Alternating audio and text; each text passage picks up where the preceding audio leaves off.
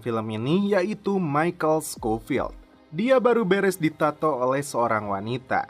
Takes guys a few years to get the ink you got. Sepertinya tato itu bukan sembarang tato. Lalu, terlihat di ruangannya, Michael membersihkan seluruh berkas yang nantinya bakal membuat keren cerita ini. Di keesokan harinya, Michael melakukan perampokan di salah satu bank. I know what it is. Anehnya, ketika polisi datang, dia seperti menyerahkan diri. This is the police. You are completely put down your weapons now. Apa yang ada dalam kepala orang satu ini? Lanjut. Dalam ruang sidang, dia mengaku bersalah kepada hakim. Bahkan pengacaranya yang bernama Veronica pun tidak berdaya dibuatnya. He's not gonna take this well. Can you blame him? He's your nephew. The only one who's starting to feel that way, Michael. You just put the book in that woman's hand and she's gonna lob it at you like a grenade.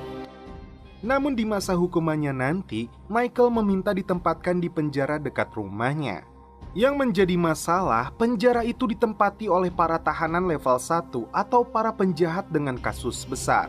Hingga akhirnya, hakim memutuskan memasukkannya ke penjara Fox River dengan masa hukuman 5 tahun penjara. Karena penjara untuk tahanan level 1, para tahanan diperiksa dengan ketat sebelum masuk sel.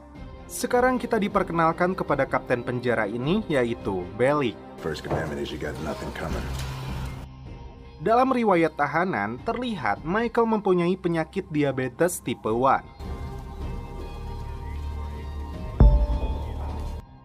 Michael berada satu sel dengan Sucre.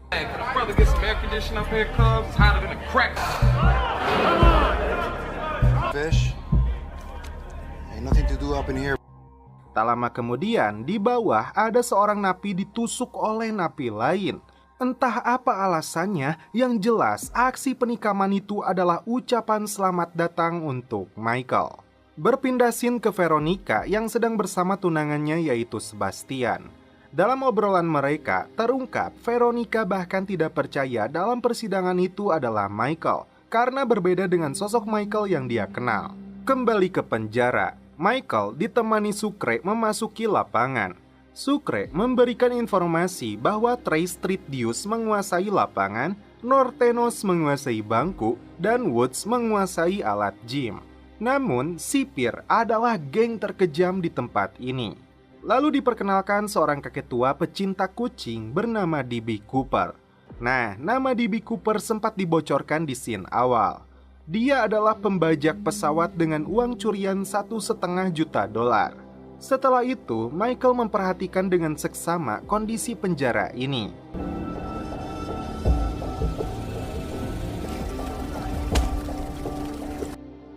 Lalu, dia memasukkan majalah ke dalam lubang saluran air.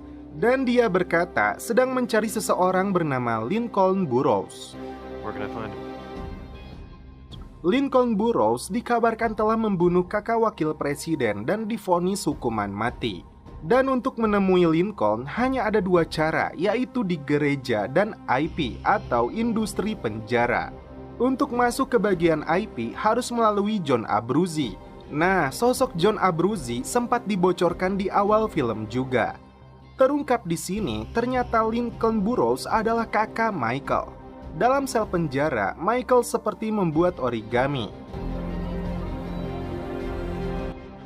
Lalu, cerita flashback pada saat Michael berkunjung sebagai tamu penjara. Lincoln berkata dia tidak membunuh siapapun, bahkan dia sampai bersumpah. I swear to you, Michael. Lincoln menyadari bahwa dirinya telah dijebak. Nah, kita dapat menyimpulkan bahwasannya Michael sengaja masuk penjara untuk membebaskan kakaknya. Scene berpindah ke dua orang remaja dan salah satunya bernama LJ. Si LJ ini rupanya kurir narkoboy. We understand each other then? Yeah, Friday. Dari kejauhan, seseorang mengawasinya. Tak lama kemudian, polisi menciduk kedua remaja itu.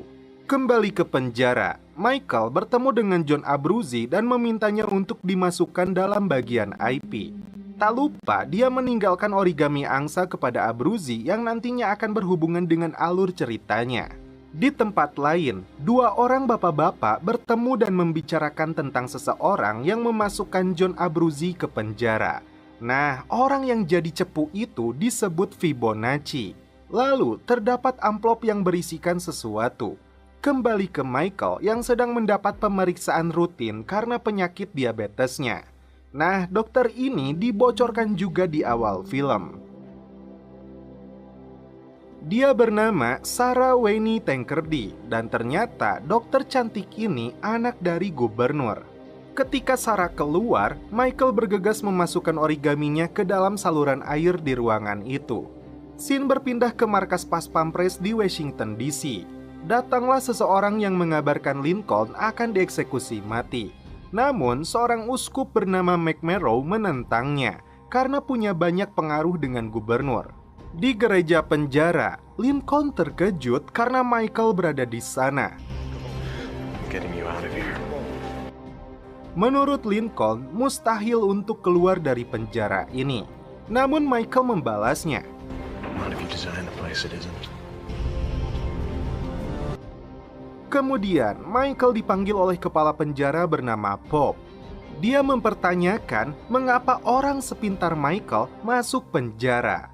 Terungkap di sini, Michael adalah insinyur struktural. Dan alasan Pop memanggil Michael ke sini untuk meminta bantuannya tentang miniatur Taj Mahal. Miniatur ini akan menjadi hadiah ulang tahun istrinya. Dengan satset, di sini Michael menolaknya. I can't do it. Berpindah ke LJ, dia dimarahi ibunya karena kasus narkoba yang menimpanya. Dalam obrolan ini, LJ adalah anak yang pintar, namun sikapnya berubah setelah negara api menyerang, dan itu berhubungan dengan ayahnya. Nah, siapakah ayahnya? Lanjut. Veronica mengunjungi Michael. Nah, Veronica ini sudah paham betul dengan sikap Lincoln dan Michael. Dan terungkap, Veronica adalah mantan pacarnya Lincoln. Michael memberinya kesempatan untuk Veronica mencari tahu tentang siapa yang menjebak Lincoln. Scene berpindah ke rumah uskup McMurrow. Dua orang Pas Pampres sebelumnya meminta McMurrow jangan ikut campur dalam kasus Lincoln. Namun McMurrow tidak bisa menurutinya. I'm not a man to equivocate. Kembali ke penjara, John mendapat informasi bahwa Fibonacci-nya ditemukan. Dan ternyata dalam amplopnya terdapat origami angsa. Dan itu artinya ini adalah bagian dari rencana Michael. Michael melihat origami yang dia buang di rumah sakit sampai ke lapangan. Kemudian dia menghampiri D.B. Cooper yang bernama asli Charles Westmoreland. Akan tetapi ketika Michael sedang mengobrol, datanglah John dengan anak buahnya. This thing will go a whole lot easier if you just hire me. John menanyakan tentang Fibonacci. Namun, hal ini dimanfaatkan Michael untuk menjadi bagian IP. Tidak terjadinya kesepakatan, malah terjadilah keributan.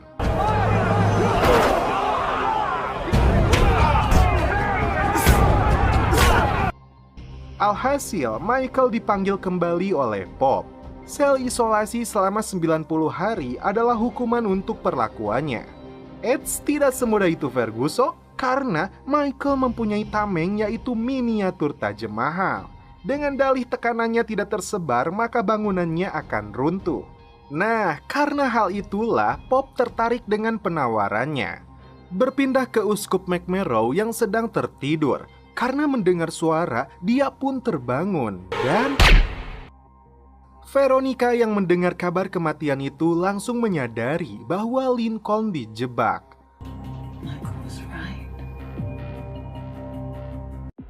Dia pun memutuskan untuk mulai menindaklanjuti kasus Lincoln. Berpindah ke Lincoln yang mendapat kunjungan. Dan ternyata LJ adalah anak dari Lincoln. Namun dalam obrolan mereka berdua, LJ tidak peduli dengan hukuman mati ayahnya. You're already dead to me. Berpindah ke Sucre yang mendapat kunjungan dari tunangannya bernama Mary Cruz. Tanpa basa-basi, mereka pun celepot. Dalam pemeriksaan rutin, Dokter Sarah memberikan hasil labnya yang menyatakan bahwa Michael seperti tidak mengidap diabetes tipe 1. Ketika Sarah mendapat telepon, Michael kembali memperhatikan kondisi sekitar. Dia melihat ada kabel kawat melintang yang langsung mengarah ke tembok luar. Setelah celepot, Sucre dan Mary Cruz berdebat karena ada orang ketiga dalam hubungannya yang bernama Hector. Di lapangan, Michael menemui apoteker untuk memesan obat pugnak. Nah, obat ini juga sudah dibocorkan di awal film. Namun, sebelum menuruti permintaan Michael, apoteker ini penasaran mengapa Michael ingin bolak-balik ke rumah sakit. Yang pada akhirnya uang menjawab semua. Setelah itu, Michael mendapat kabar baik bahwa dirinya diterima oleh John masuk ke bagian IP. Tentu saja itu memudahkan Michael bertemu dengan kakaknya. Dalam obrolan kakak adik ini, sepertinya rencana Michael sangatlah matang. Dia tahu siapa saja yang turut serta dalam pelariannya nanti. Fakta yang sangat keren terungkap di sini, bahwa dulu sebuah perusahaan mendapat kontrak merenovasi penjara ini. Namun rekan utama tidak sanggup, dan secara diam-diam dia mengoper kontraknya kepada salah satu rekan firmanya Michael. Tentu saja karena mendapat proyek itu, Michael mengetahui persis detail tentang penjara ini. Lalu, apakah Michael dapat mengingatnya? Bukan hanya mengingat, tapi dalam tato di tubuhnya terdapat sebuah arti yang berhubungan dengan pelariannya nanti.